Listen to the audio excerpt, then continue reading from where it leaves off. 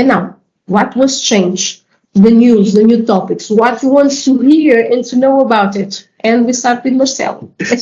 Okay, so back again on my side. So this is really what all of you are expecting, not only in the last few minutes, but in the last months. So everybody is waiting for to know what exactly has changed and what will be the impact on our activities and on the following years. So going to the first change, or even more than a change, it's reinforcement. It's regarding the software or integrated software aspects. So this was something that was already mentioned on the previous version, but in 2023 version it is reinforced. So in almost all requirements there is a clear mention to software, from development until mass production or series production. So this is something that in a certain way is specific to certain types of production of certain types of companies, but although it's something that we should take into consideration, that is kept into attention all along all the VDA.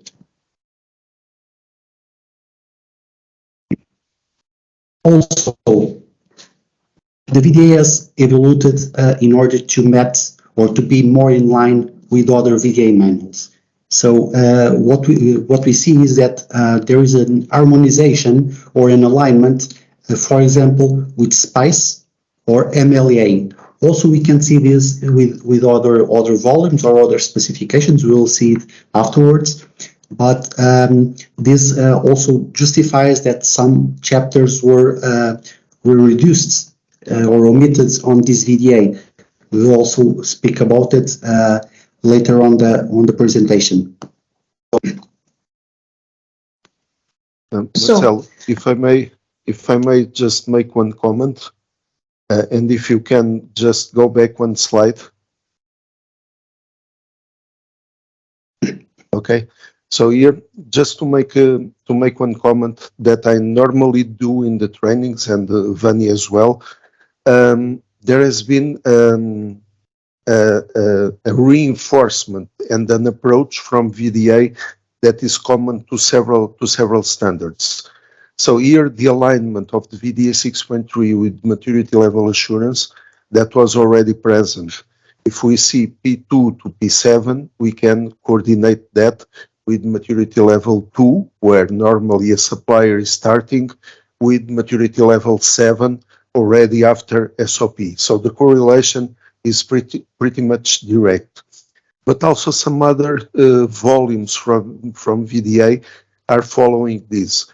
If we look at VDA 2, the initial sampling, we can see that refers directly to the start of a project for the agreement in between the supplier and the customer to agree on what is going to be submitted later on.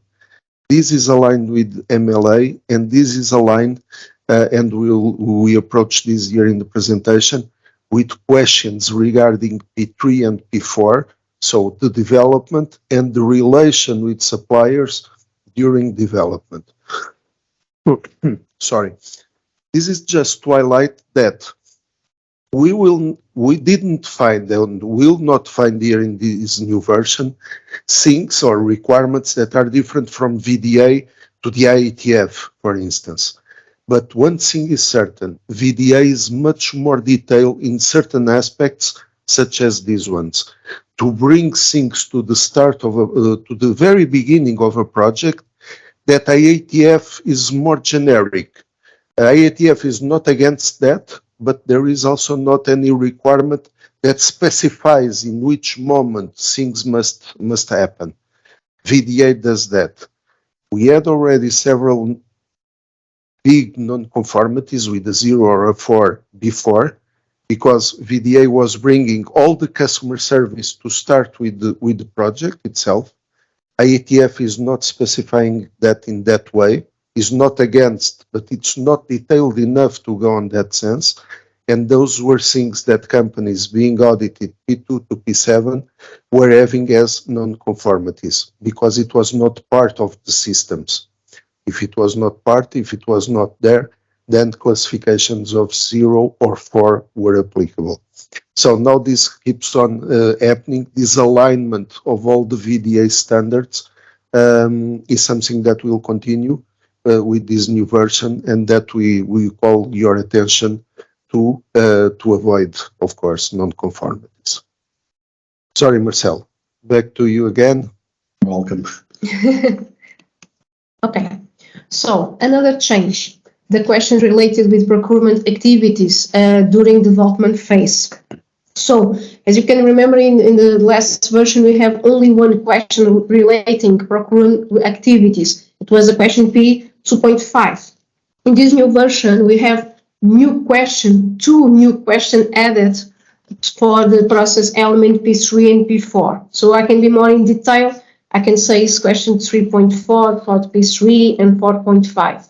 So what we have here, with this change, we can make this comment and reinforce to audit the purchasing activities during the project phase. Already in the past, we have only one question. Now we have three questions, one for each process elements before the SOP. Nevertheless, using the version from 2016, you already audit those activities during your audits for sure, but now we can have questions for each process element, so you can go more in detail in our audits, in our reports also. Another change was related with start questions. We see in the last chapter that we have some points that don't change, but when we're looking for the start questions, we have some new start questions and others that were not in 2060 that in this new version they are defined as start questions. Nevertheless, some of those new questions or start questions that are considered new are the question that was added in this version. Nevertheless, in the end, they are the same number, but we have some reallocated start questions. Okay, so well, today we are online, and mainly because we have adapted ourselves in terms of society to work online and to communicate more online, especially due to COVID, not only, but also due to the COVID. The same thing happened between companies and on the auditing activities. So since 2021, VDA already had a recommendation that allowed to use the hybrid or remote audits. So something that is now regulated on VDA 6.3 is the possibility to make these hybrid or remote audits. On the VDA, there are criteria. We should choose to make hybrid or remote audits based on some risk analysis or risk assessment. And we should choose, of course, the appropriate chapters or elements that should be audited in these cases. And this can be applied not only to process audit, but also to potential audits. So, and now related to potential analysis, we have some change. So in this case, we passed to 36 questions to the 35. So last one question regarding the last version, but we have 3 questions that were reallocated in this revision of VDA. And we have some questions that they are not more in potential analysis, like question 2.5 or other questions that are introduced in the questionnaire that pass also to the potential analysis. For the other hand, when you're looking for the red book, we have, and compare with the last version, some omitted chapters. some chapters that are already considered or in VDA standard or ISO publications.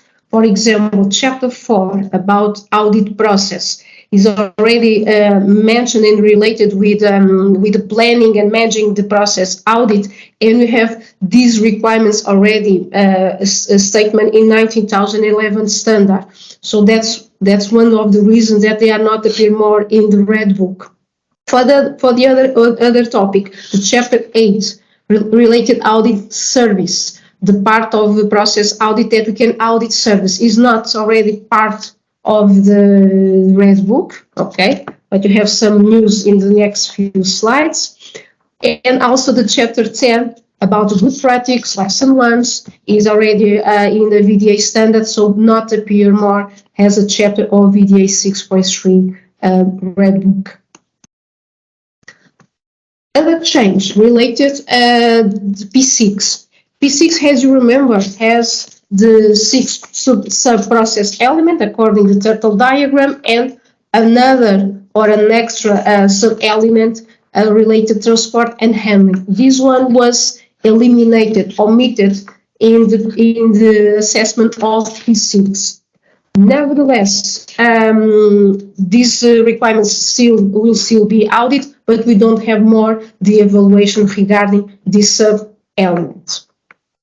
But nevertheless, about the service process audit, that was maybe not for everyone knows this standard or even have the training regarding this, but this service process audit will appear in the new standard under development with VDA. So maybe even in this year, maybe we can have a new standard related to the service process audit. This means, Vanya, that on the following months, for sure, we will have to study a little bit more. Yes, we'll have a next webinar. So, for sure. So for this, sure. This is good news because we will see or be together with you once again very soon. Maybe you can say, we mentioned in the last slide, sorry, VDA 6.6 and even VDA 6.8 already appears as new standards. They are under development from VDA. So we don't know if you will be in this year or the next year. Nevertheless, it's something that was confirmed by VDA also. So maybe you have some news in this year, yes. Yes, and you can follow that if you visit VDA website, www.vda-qmc.de. Right on the home page, you'll find a work group, like a chart. So there you can find all the developments of standards being developed, release dates for the yellow prints, for red prints. Maybe some of you are more familiar with these. Yellow prints are standards, but draft versions for commenting and revision. The red prints, as it is now the VDA 6.3, is the standard itself. And apart from that, we have also the blue and gold books that probably, for sure, most of you also know, like maturity level assurance or field failure analysis. The gold and blue books are not standards, they are guidelines. They are orientation guidelines for the implementation of those methodologies. All of that you can find online and regularly updated on the VDA website.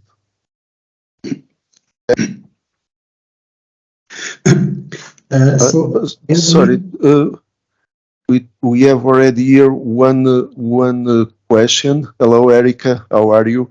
We will save the questions for the end of the presentation, but since this is already in line with this topic with the 6.6 and 6.8, if you can still use the VDA, the D process elements for the services.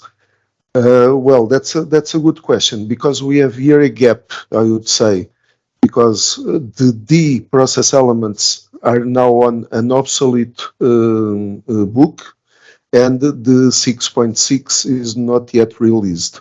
let us confirm that with VDA, if you can still use that. I would say that internally and in a customer supplier relation, you can still use it, unless if there is some requirement from the OEM that puts that in danger. But we will confirm that with VDA, and we'll get back to you, Erica. Sorry, Vania and Marcelo. Okay. Okay, so we have spoken several times since the beginning of today's webinar about alignment, and we have alignment not only in terms of concepts and requirements with other VDA and IATF requirements, but also in terms of terminology. So we have also here an evolution. If you all remember, on the last pages of each volume, we have the written terminology that it's completely freezed. This disappears, and VDA is migrating this terminology to an online site that is already available on the VDA's website, and we'll have only one glossary to fulfill all the requirements. So the objective is to have a dynamic and always updated terminology center, can call it like this. Okay, so we have identified what has not changed, what have changed. Despite is somehow clear, we must take into consideration some attention points, some alerts. So, first of all, is that the results obtained in the audit according to the 2016 standard are not comparable with results obtained according to the 2023 standard. So, Vania said several times that some questions have changed, some were eliminated. So, this changes the basis of the calculation. So, basically, we cannot compare a report from the previous standard to the report of the new standard. Also, regarding the reporting, so which is also a very important part of this activity. Until now, we had two different systems. We had a very well-known Excel file with all the calculations and with all that working or non-working, and we had the platform that was launched a couple of years ago. So from now on, the Excel file is no longer authorized. The Excel file was not anymore, since a couple of years ago, supported or updated, and now is not updated and not valid anymore. So from now on, it is mandatory to use the platform that is available to be purchased on the VDA web shop online. So you can go directly to the VDA and purchase it. So a license, it depends on the quantity of the licenses needed, but it can cost around 119 euros. So, and the platform is very easy to use. It allows you to manage the photos, to make PDF reports, to make action plan. It's very similar to the platform, previous platform 1.0, and also with the to who know the CARA report from IATF. So the methodology is very similar.